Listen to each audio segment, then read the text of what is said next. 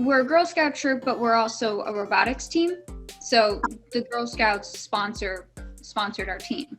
That year's season was called Trash Trek, and we had to find like just some trash, that could be any, that we would want to focus on and try to solve. Like not just trash in general, but like a specific one. We didn't really pick styrofoam as like a thing where we're like, oh, we see it everywhere, because we actually picked it because we figured plastic would be overpicked. And we started researching, and we just try to figure out, okay, what are different ways that we could do? What are things that are already out there?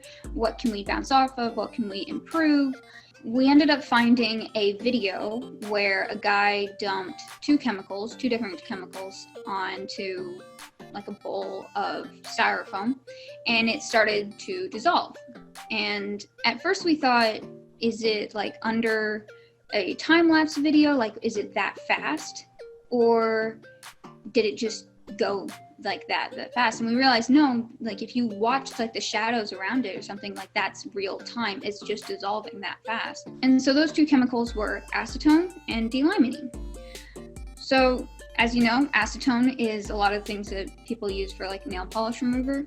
That's the one that I know most. And delimonene isn't really known as well, but it's more of an organic one where you take crushed orange peels and then you like almost puree it, or like take out the citrusy, like the chemical from there. And so we just poured delimonene onto it, and that was it.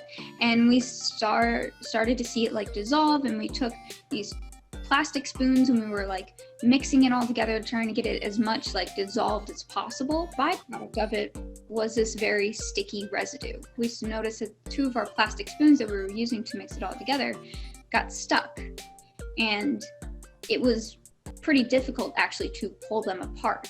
And realized we can do something with this. Like, this isn't just a byproduct that we can, like styrofoam, we don't need to just like shrink it down and then we have more space. Like no, we can do something with this.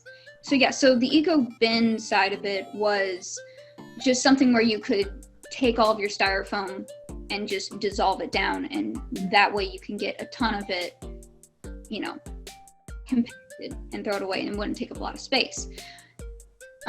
With our eco glue, through more and more research and like experimenting on how we did it, we found that we had to add some chemicals into it. It couldn't just be styrofoam and delimonene. We had to add more stuff into it to make the glue like better. And we had to use specific types of styrofoam to make it better. Like we couldn't, like the styrofoam peanuts, couldn't use anything that was like styrofoam plates or cups, anything like that. Mainly the stuff that we found that would work really well is that like dense, like compacted ones. A lot of ones that you find in like medical shipments, stuff that was like carrying insulin, for example. And we found that out because my mom's a pharmacist, and so she receives a ton of those shipments where she works at. So she took some of the extra styrofoam home, and we just worked with that, and we found it works a lot better. Everything that I've had to do with eco glue, I've fallen in love with research and like doing lab work and everything like that. And so this is something that I really wanted to be a part of and continue.